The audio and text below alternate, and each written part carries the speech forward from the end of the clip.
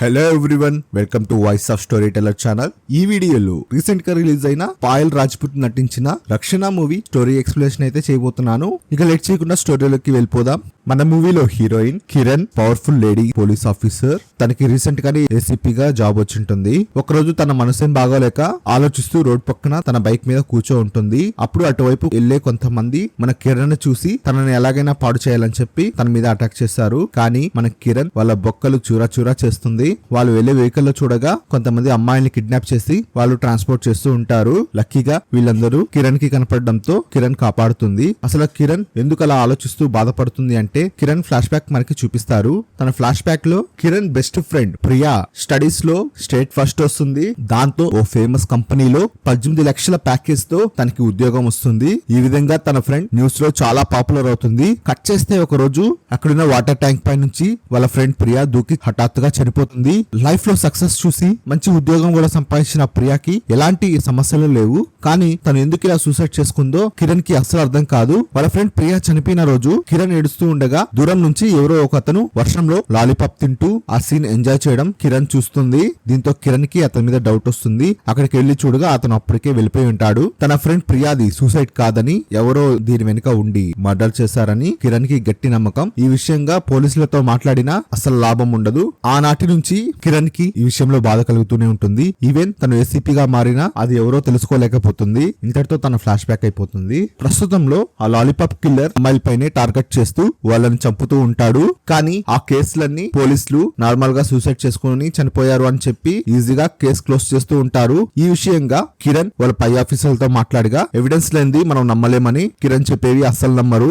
Cut చేస్తే కిరణ్ ఒక case solve చేస్తున్నప్పుడు ఒక సీసీ ఫుటేజ్ లో ఒక విషయం గుర్తిస్తుంది. అక్కడ ఒక ఇన్సిడెంట్ జరుగుతూ ఉండి అందరూ ఆ ఇన్సిడెంట్ ని చూస్తూ ఉంటే ఒక అమ్మాయి మటుకు అవేమీ పట్టించుకోకుండా తను చాలా బాధపడుతూ ఉండడం ఆ వీడియోలో చూస్తుంది. కిరణ్ ఆ అమ్మాయి డీటెయిల్స్ తీసుకొని డైరెక్ట్ గా వెళ్లి ఆ అమ్మాయిని కలుస్తుంది. నేను ఎన్నిసార్లు కాల్ చేసినా నువ్వు ఆన్సర్ చేయలేదు, ఇంకా ఫోన్ స్విచ్ ఆఫ్ కూడా అయిపోయింది, ఏమైంది అని ఆ అమ్మాయిని అడగగా తను అసలు విషయం చెప్తుంది. చాలా రోజుల నుంచి ఒకతను నా వెంట పడుతున్నాడని, తనని ప్రేమించాలని ఓ సాడిస్ట్ లా బిహేవ్ చేస్తున్నాడని తనతో చెప్తుంది. వాడి పేరు అరుణ్ అని, నేను చదువుకోవడానికి హైదరాబాద్ వచ్చానని, ఎక్కడ నా లైఫ్ పాడైపోతుందో అని నాకు భయమేస్తుందని ఆ అమ్మాయి కిరణ్ కి చెప్తుంది. నెక్స్ట్ డే ఆ అమ్మాయి ఫోన్ నుండి అరుణ్ ని ఓ పార్క్ కి రమ్మని చెప్పి కిరణ్ అక్కడికి వెళ్తుంది. కిరణ్ బాగా అందంగా తయారై అరుణ్ ముందు అలా నడుచుకుంటూ వెళ్తే సహజంగా సాడిస్ట్ అయిన మన అరుణ్ తన సాడిజం ని కిరణ్ మీద కూడా చూపిస్తాడు. దాంతో అరుణ్ ని సాగు కొట్టి అరెస్ట్ చేసి స్టేషన్ లో కూర్చోబెడుతుంది. కాసేపటి తర్వాత లాయర్ ని తీసుకొని అరుణ్ వాళ్ళ నాన్న స్టేషన్ కు వచ్చి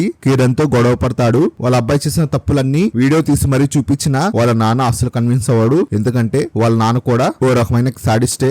అరుణ్ ని అరెస్ట్ చేసినందుకు అరుణ్ కిరణ్ పైన పగబడతాడు. కట్ చేస్తే 3 days తర్వాత కిరణ్ కి కొన్ని కాల్స్ రావడం స్టార్ట్ అవుతాయి. ఆ కాల్స్ అంతా ఎవరో ఒక వెబ్సైట్ క్రియేట్ చేసి అందులో కిరణ్ ని ఓ కాల్ గర్ల్ గా పబ్లిష్ చేస్తుంటారు. అందుకే కాల్ గర్ల్ కోసం కిరణ్ కి ఫోన్స్ వస్తూ ఉంటాయి. కట్ చేస్తే అరుణ్ ఆ వెబ్సైట్ ఓపెన్ చేసి ఆనందిస్తూ ఉంటాడు. అంటే మన అరుణే ఈ వెబ్సైట్ క్రియేట్ చేయించి ఉంటాడు. కిరణ్ కి ఫోన్స్ వచ్చి తను మానసికంగా హింసించబడుతూ ఉంటుందని సాడిస్ట్ అయిన అరుణ్ ఆనందిస్తూ ఉంటాడు. కిరణ్ ఆ వెబ్సైట్ ఎవరు క్రియేట్ చేస్తారో ఇన్వెస్టిగేట్ చేస్తూ ఉంటుంది.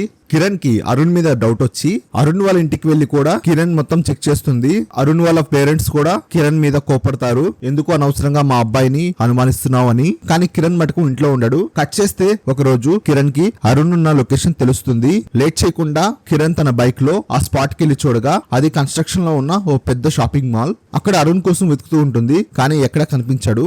సడన్ గా టాప్ ఫ్లోర్ నుంచి అరుణ్ అయితే దూకేసి చనిపోతాడు. కిరణ్ ఒక్కసారిగా షాక్ అయిపోతుంది. ఎందుకు అరుణ్ ఇలా సూసైడ్ చేసుకున్నాడు అని. ఫైనల్లీ చూడగా అక్కడ ఎవరు ఉండరు. కానీ కిరణ్ కి మాత్రం అది సూసైడ్ కాదని గట్టి నమ్మకం. కట్ చేస్తే తన పై ఆఫీసర్స్ కిరణ్ ని పిలిపిస్తారు. నువ్వు ఇన్వెస్టిగేషన్ పేరుతో అరుణ్ ని హింసించడంతోనే అరుణ్ ఇలా సూసైడ్ చేసుకున్నాడని, అతను సూసైడ్ చేసుకునే ముందు ఓ వీడియో కూడా రికార్డ్ చేశాడని ఆ వీడియోని ఆఫీసర్స్ కిరణ్ కి చూపిస్తాడు. ఆ వీడియోలో అరుణ్ తనని కిరణ్ అనే ఏసీపీ ఇన్వెస్టిగేషన్ పేరుతో డైలీ మానసికంగా హింసిస్తుందని, అందుకే నేను చనిపోవాలనుకుంటున్నానని అరుణ్ ఆ వీడియోలో చెప్పుంటాడు. అరుణ్ అలా ఎందుకు వీడియో షూట్ చేశాడో కిరణ్ కి అర్థం కాదు. కానీ అరుణ్ చనిపోయే ప్యాటర్న్ చూస్తుంటే తన బెస్ట్ ఫ్రెండ్ ప్రియా కూడా ఇలాగే చనిపోయి ఉంటుంది. దీని వెనకాల ఎవరో ఒక అతను ఉన్నాడని, నాకు తెలిసి ఆ లాలీపాప్ కిల్లరే దీని వెనక ఉంటాడని వాళ్ళ పై ఆఫీసర్స్ కి చెప్పగా వాళ్ళు నువ్వు ఇంకా హెల్యూజినేషన్ లోనే ఉన్నావని చెప్పి కిరణ్ ని తిట్టి కిరణ్ ని సస్పెండ్ చేస్తారు. కిరణ్ ఎంత చెప్తున్నా వినరు. కట్ చేస్తే కొన్ని డేస్ తర్వాత చెత్త కుప్పలో ఒక మనిషి ఫింగర్ అయితే దొరుకుతుంది.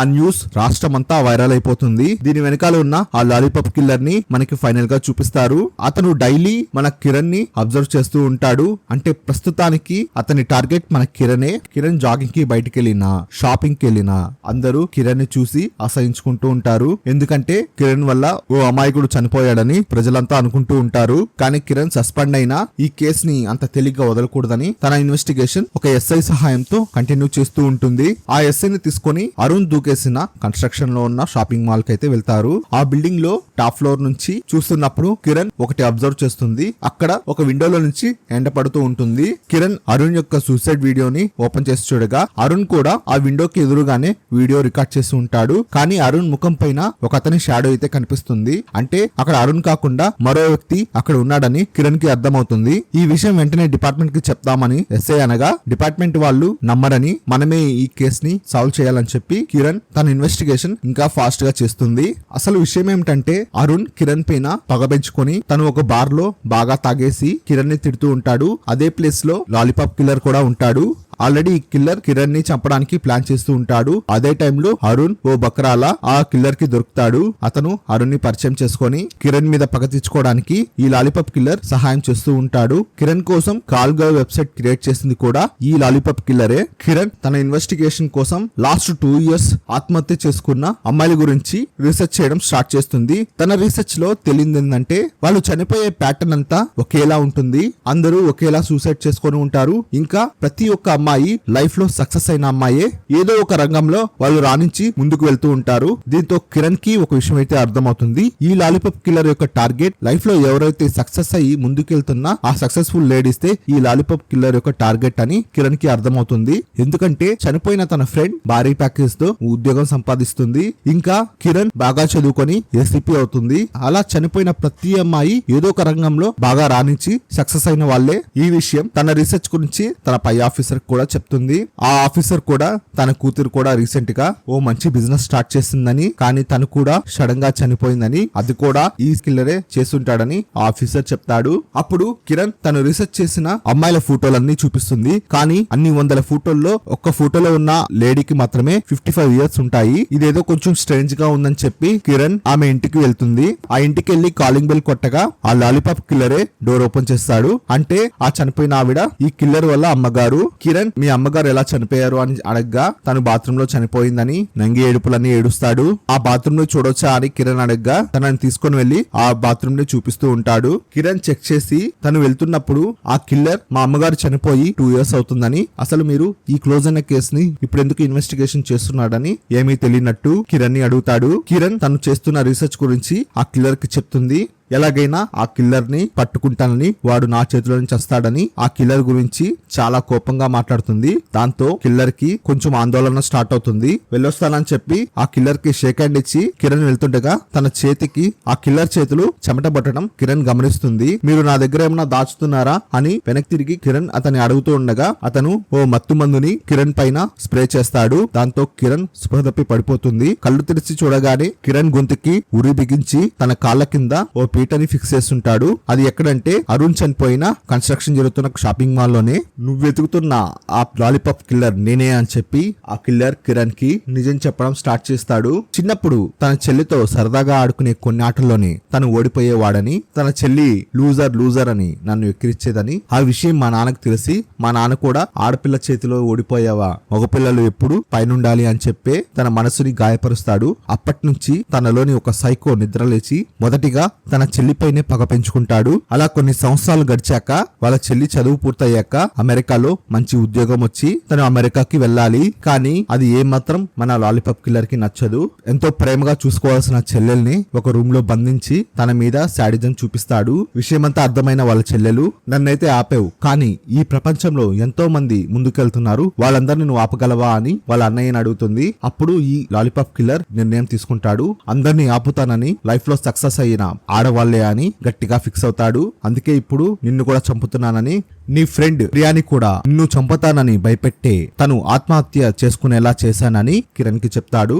నువ్వు కూడా అరుణ్ లాగే ఓ వీడియో రికార్డ్ చేయాలని చెప్పి మొబైల్లో వీడియో రికార్డ్ చేయమంటాడు. కానీ కిరణ్ ఒప్పుకోదు. నువ్వు చేయకపోతే మీ నాన్నగారిని చంపేస్తాను అని ఆ కిల్లర్ కిరణ్ ని భయపెడతాడు. వేరే ఆప్షన్ లేక కిరణ్ వీడియో రికార్డ్ చేస్తుంది. కానీ ఇదే సమయంలో కిరణ్ కొంచెం స్పాంటేనియస్ గా బిహేవ్ చేసి ఆ కిల్లర్ ని రెచ్చగొట్టడం స్టార్ట్ చేస్తుంది. నువ్వు ఇలా సిల్లీగా తప్పు చేస్తావని అనుకోలేదు అని ఆ కిల్లర్ తో అనగా ఏం చేశాను అని ఆ కిల్లర్ లో ఎక్సైట్మెంట్ పెరుగుతుంది. నాకు ఉరేసి చంపుతావు, నా చేతులు కట్టేస్తున్నావు, ఎవరైనా సూసైడ్ చేసుకునేటప్పుడు చేతులు కట్టేసుకొని ఉరేసుకుంటారా అని కిల్లర్ అయితే రెచ్చగొడుతుంది. కిల్లర్ అప్పుడు తన కాళ్ళ కింద ఉన్న పీటను తన్నేస్తాడు. కిరణ్ మెడకి ఉరి పడిపోతుంది. కాసేపటికి తన చేతుకున్న కట్లని ఆ కిల్లర్ కట్ చేస్తాడు. అప్పుడు మన కిరణ్ తన మెడకున్న తాడును తీసేసి ఆ కిల్లర్ పైన అటాక్ చేస్తుంది. అలా ఇద్దరు కాసేపు ఫైట్ చేశాక అతి కష్టం మీద కిరణ్ ఆ కిల్లర్ నైతే గన్ తో షూట్ చేసి చంపేస్తుంది. కిల్లర్ చెప్పిన మాటల ప్రకారం కిరణ్ కి ఆ కిల్లర్ యొక్క చెల్లెలు ఇంకా బతికుందని తెలుస్తుంది. ఆలస్యం చేయకుండా ఆ కిల్లర్ వాళ్ళ ఇంటికి వెళ్లి చూడగా ఒక రూమ్ లాక్ చేస్తూ ఉంటుంది. ఆ రూమ్ ఓపెన్ చేసి చూస్తే అందులో ఆ కిల్లర్ వాళ్ళ చెల్లెలు స్పృహ తప్పి పడిపోతుంది. తన చేతి వేలు కూడా కట్ అయి ఉంటుంది. అంటే రీసెంట్ గా కుప్పతొట్లో ఒక మనిషి వేలు దొరుకుంటుంది కదా, అది ఈ అమ్మాయిదే. తనని హాస్పిటల్లో జాయిన్ చేయించగా తనకి స్పృహ వస్తుంది.